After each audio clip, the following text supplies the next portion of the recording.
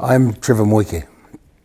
In Aotearoa, I belong to the Kahungunu Ngāti Porou, Ngāti Awa people. And those people are all of the eastern seaboard of the North Island, New Zealand. I come from a very small place and was raised in a community where our maternal grandmothers were very, very potent people. And they took us beside them and taught us from a very young age, not only rights from wrongs, but just some principles that guide your life. And perhaps it's not until you're an adult or raised your own families that you start to begin to think about what that all means. Certainly in my work, those early guiding principles show up all the time. I'm known across most parts of this country. I enjoy a good network of people, and I enjoy having a good purpose around what I try to do. And so building, growing communities, finding education and economic solutions, revitalising the language, the Maori language. And so over my time I've worked in policy, I've worked in implementation, I've worked in the government sector, I've worked in the private sector, I've worked from classrooms through to broadcasting, radio and television work, music. So it's been work-wise, it's been quite an interesting mix. And the experience, I wouldn't exchange for anything, because in the end, the experience seems to grow you. A lot of the source of the culture and what might be known as the traditional knowledge or the knowledge within the culture is carried in the language. And so you take the idea of tahi. Tahi is the Maori word for one. And then kotahi is the Maori word for single, or one in particular. And then the word kotahitanga is the Maori word for unity. And so it's all based around the idea that from one you can infer oneness, unity, and the whole value set that goes with that, which is about reciprocity, which is about a sense of knowing yourself in order to be able to know others, a sense of being able to be articulate in your culture and confident in that, in order to be able to recognize and respect that in others. And so from a Maori base, some of the keys are in the language. And being an advocate of the language, I like to springboard from what the language says to us around principles and values. So the word tahi, kotahi, kotahitanga is a natural sequence that hints, if you like, at the values of unity are set in place inside the culture. And unity is quite an interesting thing because, you need a minimum of two people to begin that kind of unity. And so the paradox is that even though of ourselves we can achieve many things, in the end we need others to achieve greater and greater things. And I think from the Maori culture base, we like to say that we're never alone. We like to say that we are greater together than we are of ourselves. And so we're a very we kind of culture. We like the relationships with one another. No matter where you are, connection seems to matter. People like to belong to things. People like to be driven to be identified with things. And I think when you're talking about your project about global oneness, part and parcel of the contribution that Indigenous people can make is their connectedness and their connection spiritually with their environment and their creators, whomever they believe that is, with the earth, with each other, and with the kind of paradigm that doesn't delineate one against the other unnecessarily. It really calls for a greater, more principled life that says, no, we need to seek unity and we need to seek achievement based on each other's strengths, not on each other's differences. You can't have identity without the culture. You know, like people want to belong to something and want to identify.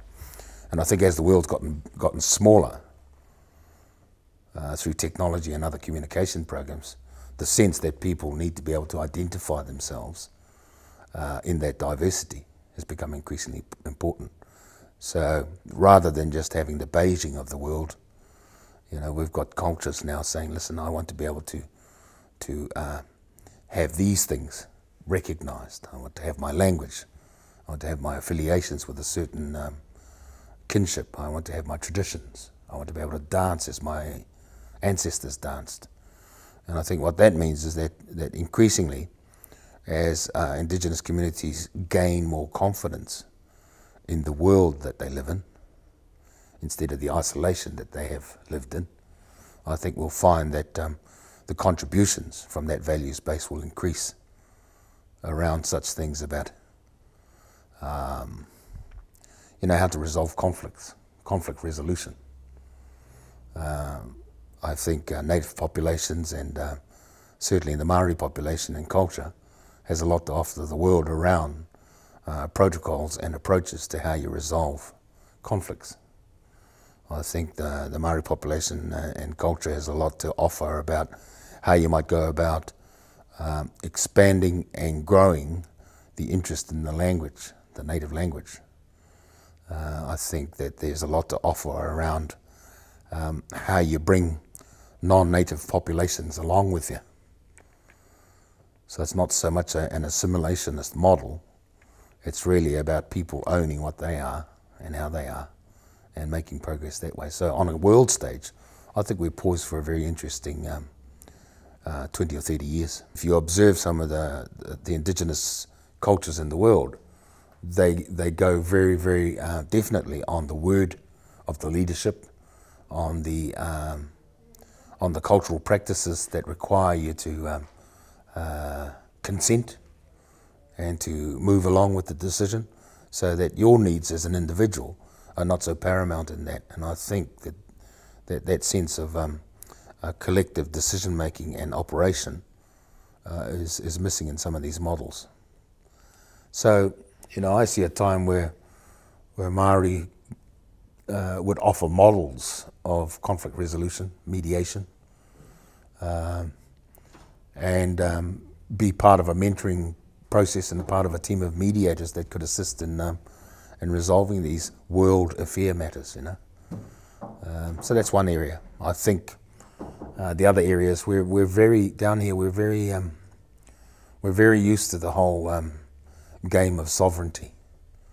Not in the sense that it's a game to be taken lightly, but our experience in handling our own self-determination, in developing responses within a modern colonial democracy, in overcoming some of those things, in fighting some of those things.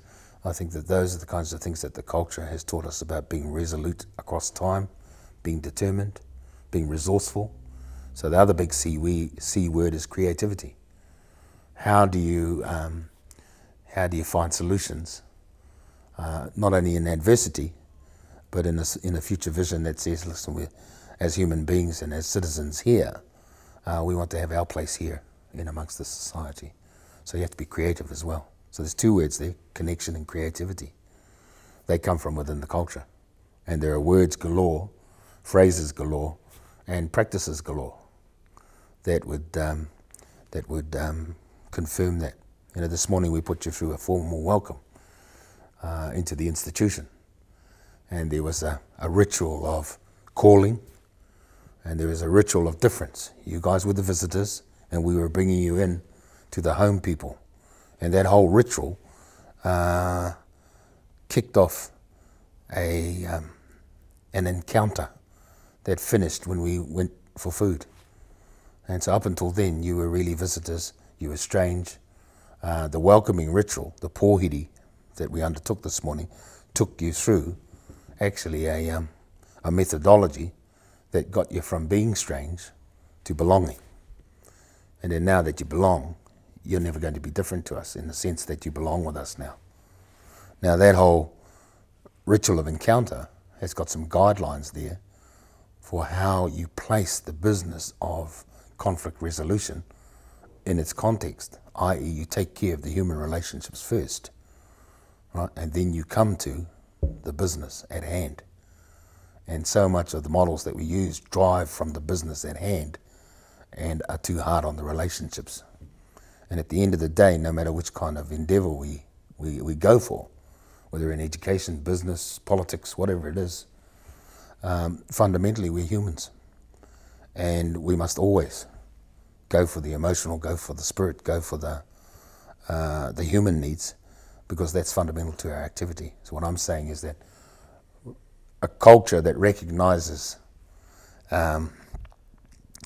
those human aspects first always last.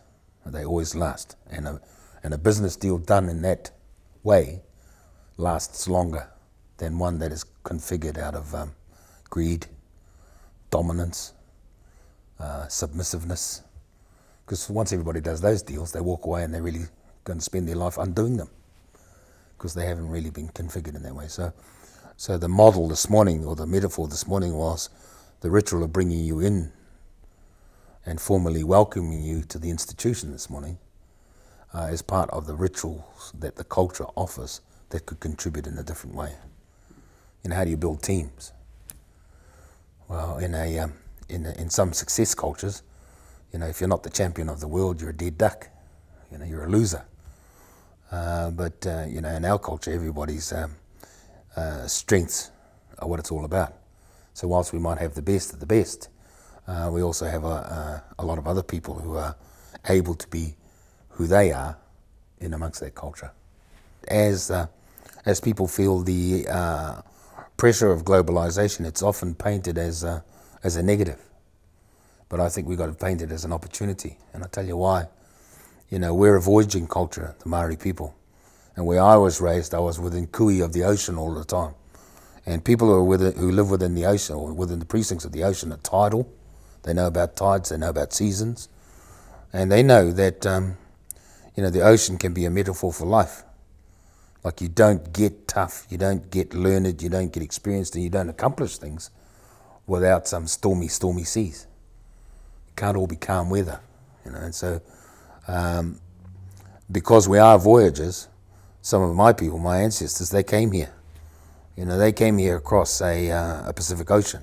They came from a homeland called Hawaii. They voyaged here. Now, why would they do that?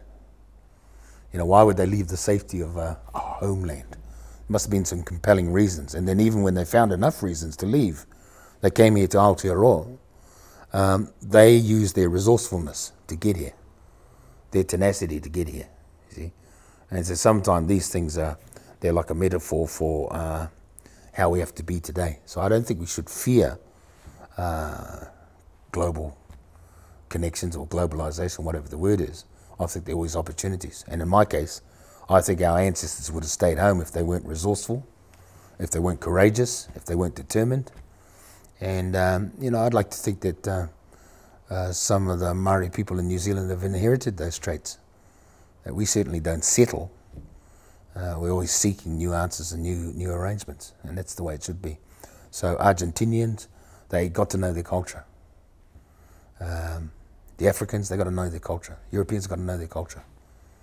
Because I think we're in a time where some aspects of the planet will be smaller, will be more proximate to one another. We'll discover things about each other we never ever knew.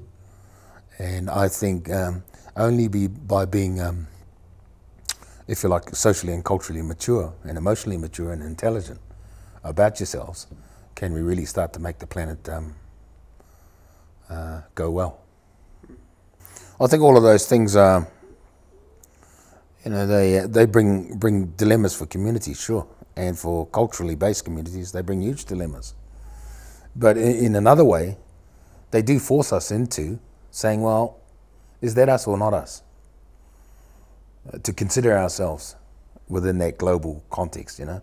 And I think the only answers, once you've deliberately considered that, is to be able to stand up and say, no, we are Maori, and we are these things. We are distinctive. And I think populations need to go through that. This nation is going through that in some ways. You know, we're 200 years old in terms of some of the constitutional arrangements in New Zealand. There are people here of Irish, French, and now from all over the world.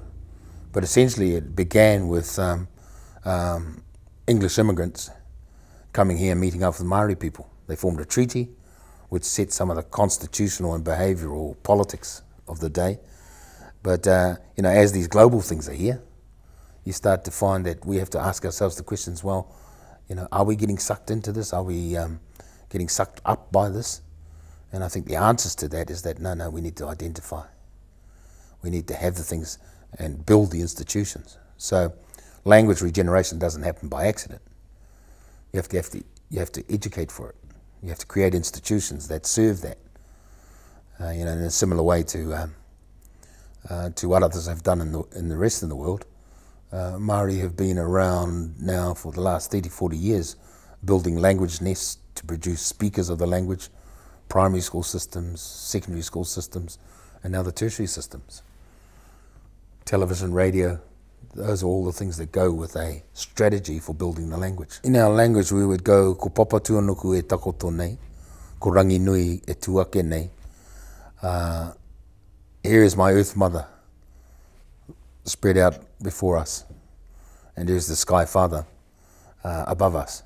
And so even within the culture, there's a recognition that we're a part of a created world, and we're part of an environment that we're really custodians for, or custodians over.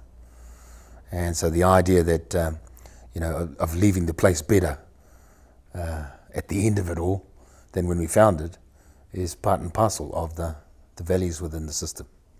Take care of Mother Earth, take care of Sky Father.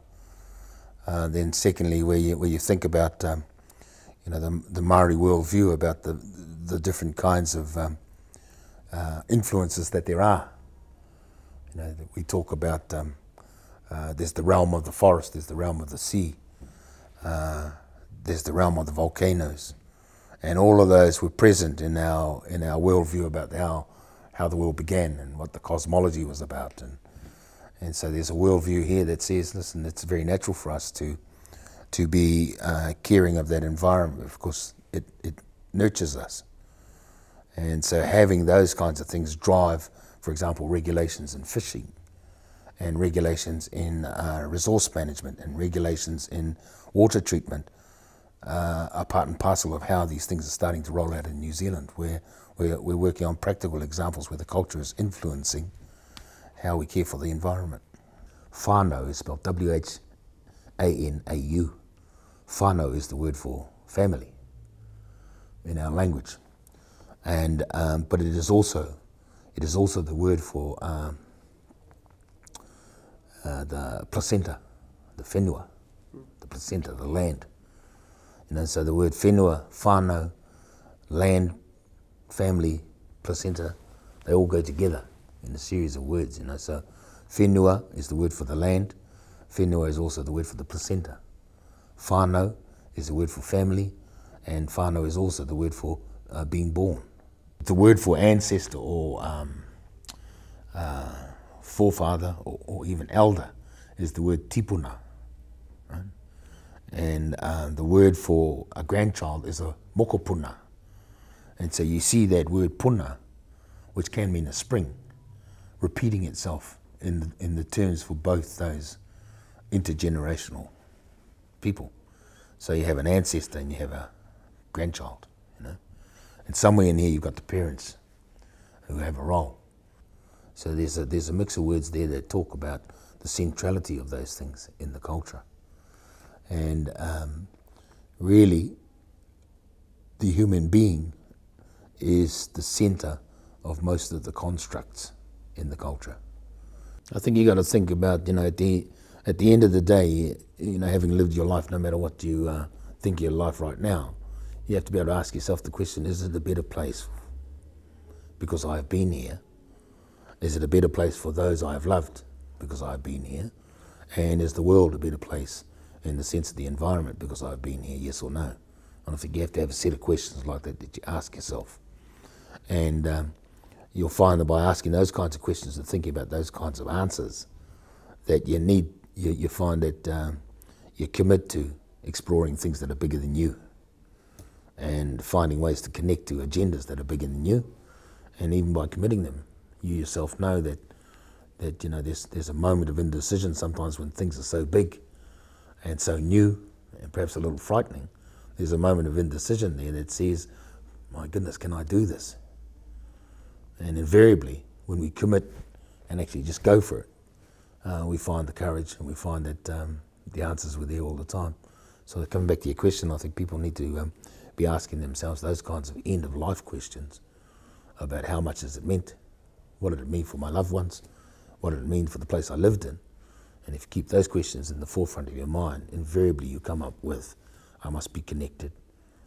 There must be some unity across this planet, and there must be some purpose to that unity, which is more than the decay that we're currently finding in our environment. So I think it's a bit like that.